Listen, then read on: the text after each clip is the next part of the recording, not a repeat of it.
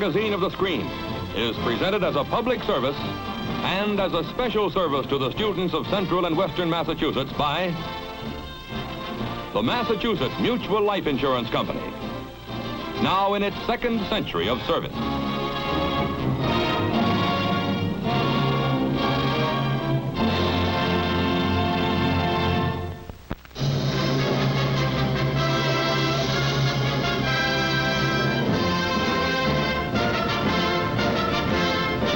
At United Nations headquarters in New York, the General Assembly meets in fateful session.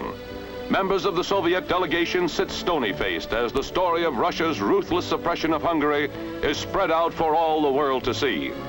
U.S. Representative Lodge asks for a resolution condemning the communist intervention during last fall's Hungarian revolt.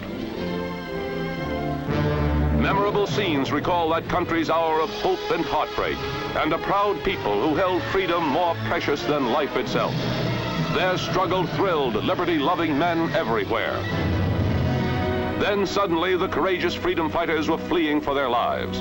The world wept with the refugees driven from their homes.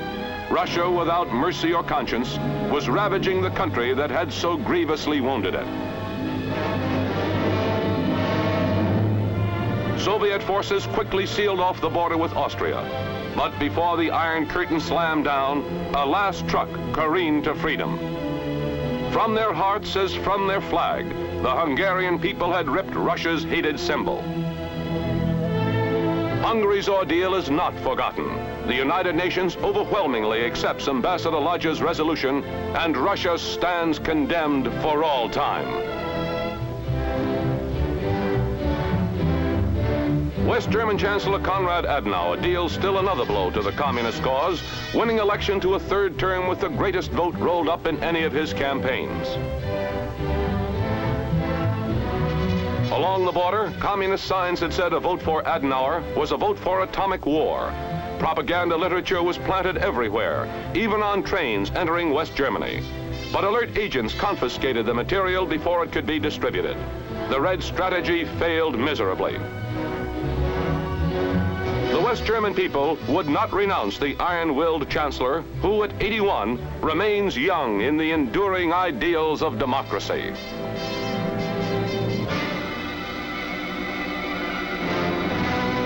The aircraft carrier Saratoga tests a new mirror system designed to smooth the hazardous job of landing fast-flying jet planes. A pilot using the technique is guided aboard ship by a beam of light reflected from a large concave mirror. 4 bright source lights are directed into the mirror at the right of screen, forming a so-called meatball, which is reflected to the pilot of an approaching aircraft. If the plane is too high, the meatball will move up. If it is too low, the spot will drop. On target is the mirror's center. From the time he first sights the meatball until he touches down, the pilot has 20 seconds to perfect his approach. This contrasts sharply with the 3 or 4 seconds available when he is waved in by a landing officer.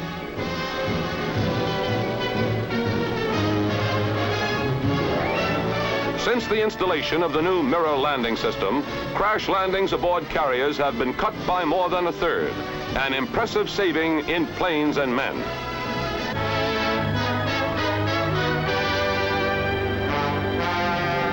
From the forbidding frontier of the Arctic ice cap at the top of the world come rare films made by a task force of Army engineers. Amid eternal snow and cold, military and civilian personnel are finding out how to erect settlements on the ice cap, how to conquer an area vital to America's defense perimeter. Trail markers guide supply trains. There are 5 Army camps in all, 14 to 220 miles apart, in this land of eerie silence and sudden storms. Meteorological stations are set up to collect important weather data. A handful of troops and scientists will man the outposts during the long Arctic night. Ice samples come in for study by the engineers. A dynamite charge is planted to blast a cornice atop the entrance to an ice tunnel. The The Arctic, which has kept its icy secrets for centuries, is yielding at last to the scientific assaults of man.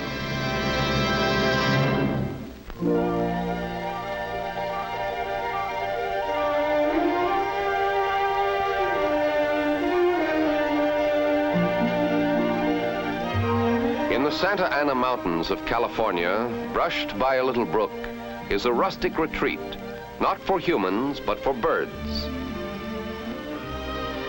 Here, doves have their own private swing, a wire stretched across the rippling stream. There is food for all. A paste made of ground peanut hearts, flour, and bacon drippings is a favorite dish. Each morning, curator Henry Banks pours a tasty nectar into specially designed hummingbird feeders.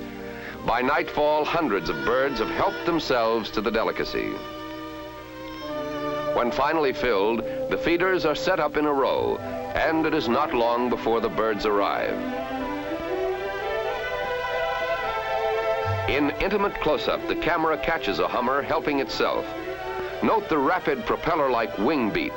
It is from the humming sound made by its wings that the bird derives its name. Found only in the Americas, the beautiful little birds vary in length from 2 1/2 to 8 1/2 inches. The tiniest species weigh less than 1/10 of an ounce.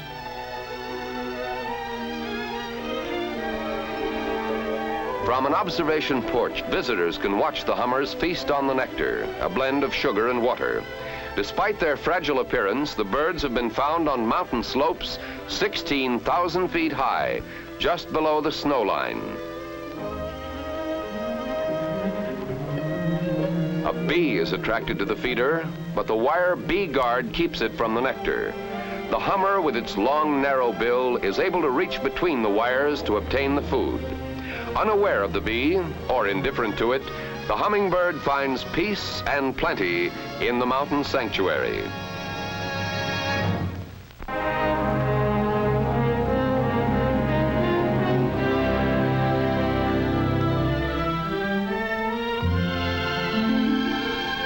It's cotton picking time down south, in Colombia, South America, where a new industry is already showing signs of healthy progress. 50 million pounds are being harvested, the biggest crop in history. The growers need and get an assist from daredevil aerial crop dusters. The flying fumigators loading up with insect-killing spray puddle jump over Colombia's agricultural areas, protecting the rich cotton harvest. Flying a tiny single-engine plane, the pilot must hug the countryside, for the closer he is to the ground, the more effective is his chemical smokescreen.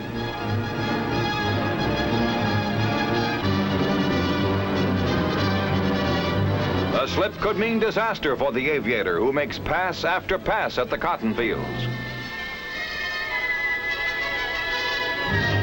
Watch him dip under the tree. Here he comes again. The pilot must also challenge the tricky mountain currents that swirl around the Andes. Here, climbing to a height of 6,000 feet, he sprays a crop growing on the slopes.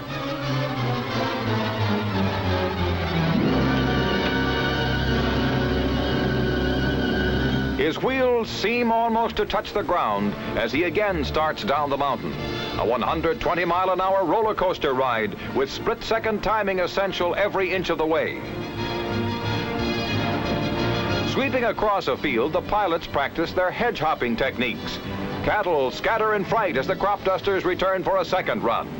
Aviation teams up with scientific farming to help Colombia's crop of cotton.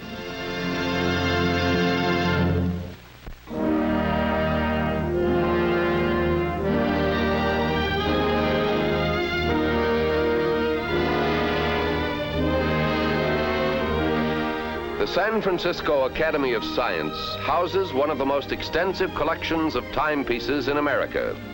Here, for visitors young and old, unfolds the fascinating story of time and time-telling, the work of one man, Dr. William Barclay Stevens. Dr. Stevens began his collection with this early American wooden movement clock. That was almost 50 years ago.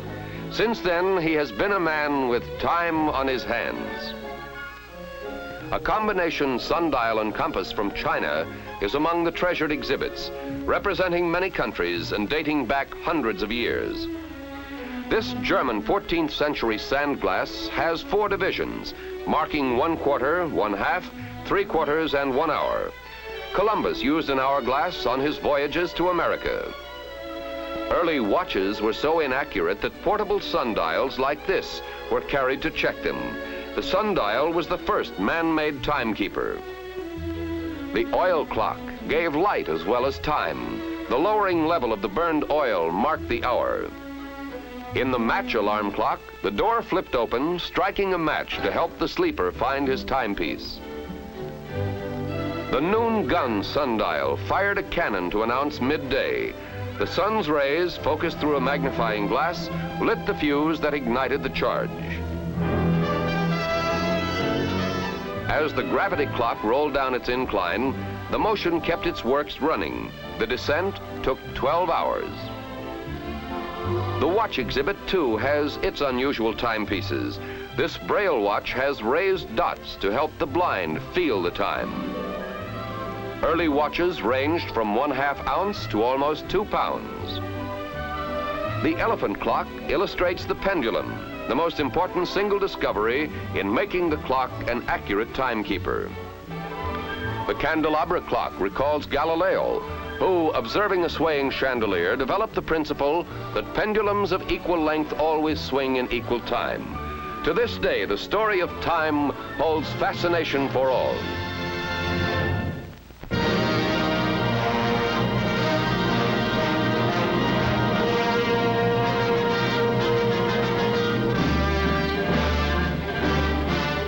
The year is 1919, and this can be called America's first guided missile.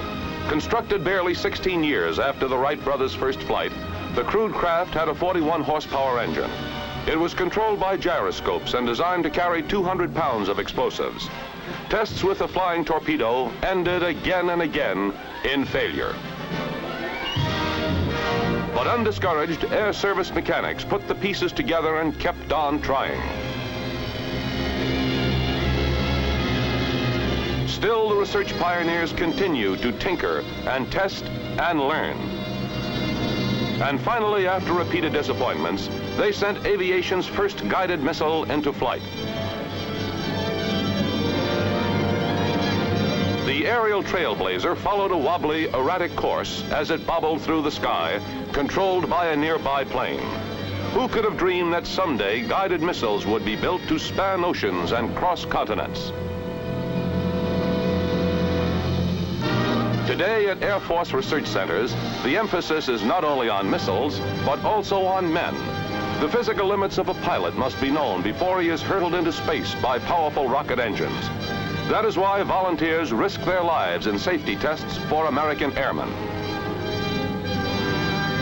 Machines have their limits too. Here, a piece of metal is dropped into a jet engine, which in slow motion is ripped apart.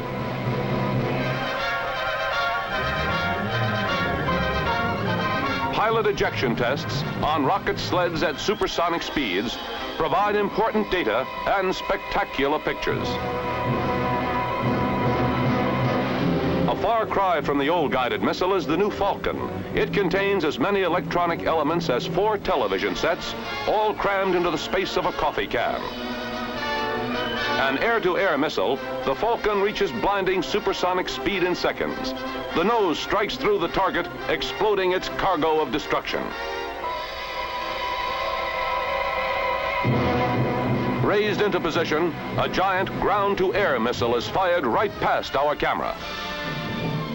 Here is a streaking symbol of the incredible speed with which aviation research is conquering the skies.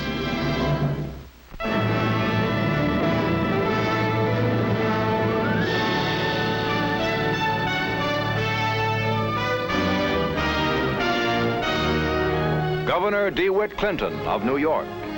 His dream changed America's destiny, for he was the father of the Erie Canal, the golden gateway to the West, more than a century ago. Opened in 1825, the Erie Canal was the first empire builder in our history. It was the only water highway through the long Appalachian mountain chain. Supplying a route for the settlers to go west, it gave them a means for shipping their goods back east. Overnight, the canal opened the east to the west and the west to the east. In New York State, towns sprang up all along the 500-mile route. Buffalo and Albany, the terminal cities, grew rapidly, and New York City became the greatest port city in the United States and eventually the world. Clinton's folly, the critics called the inland waterway. How wrong they were. The Erie Canal became the thread that wove a far-flung nation into a unified America. An abandoned ditch choked with debris. This is a remnant, one of the original canal locks.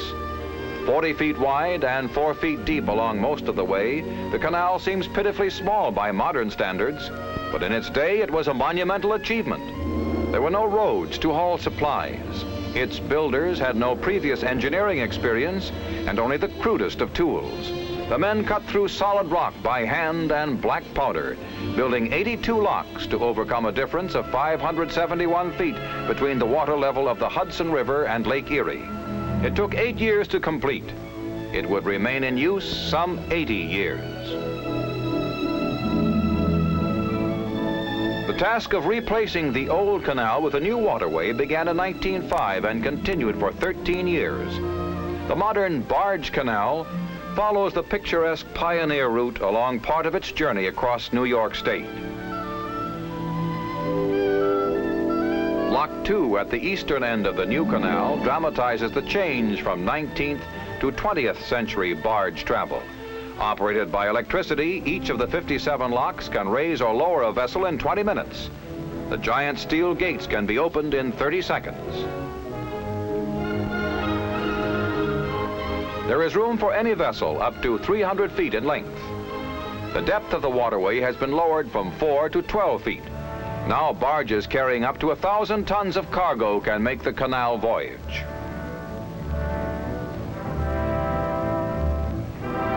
Pushed snugly into Lock 2 at Waterford, this barge will be raised 33.5 feet at the start of its westward passage to Buffalo.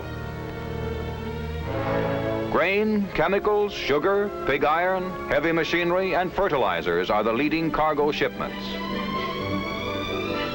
As the rear gate shuts to enclose the barge within the lock, sluice gates open to pour water into the huge concrete chamber. The vessel rises swiftly and easily as if pushed upward by a powerful lift. In a few seconds, it is at the top of the lock. Ahead stretches a broad, fresh level of water, a highway that, since the Erie's opening, has been the main track of America's commercial development. The junction of the Hudson and Mohawk Rivers seen below made possible the conquest of the Allegheny Divide. The original canal utilized the Mohawk Valley, the middle link between the Great Lakes and the Hudson. Lock 17 at Little Falls has a lift of 40.5 feet, the highest in the system.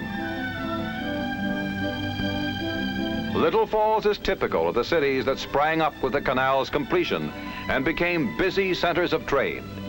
In the 20 years after the Erie's opening, New York's population almost doubled. The Empire State had been born.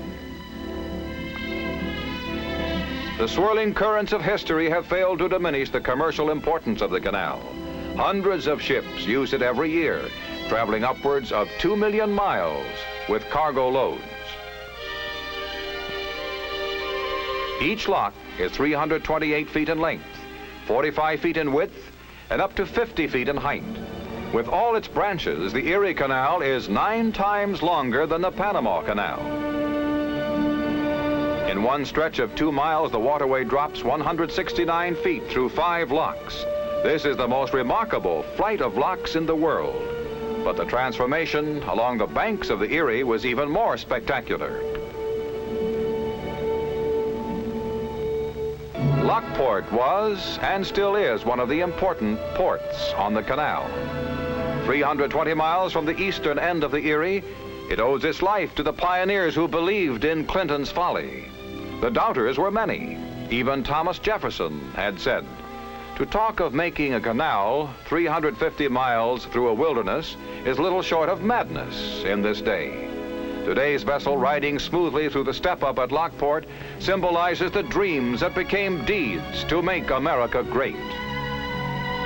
A century ago, the cry, "Low Bridge," rang out on wooden canal boats as settlers dodged under old spans on their way west. The spirit of adventure that drove them on still rides the Erie Canal. No other waterway in America did what the Erie did. It was from the beginning a golden cord and bond in our national growth. At both ends, east and midwest, and in the middle, it rubbed Aladdin's lamp. America awoke, catching for the first time a sweeping look at its limitless future.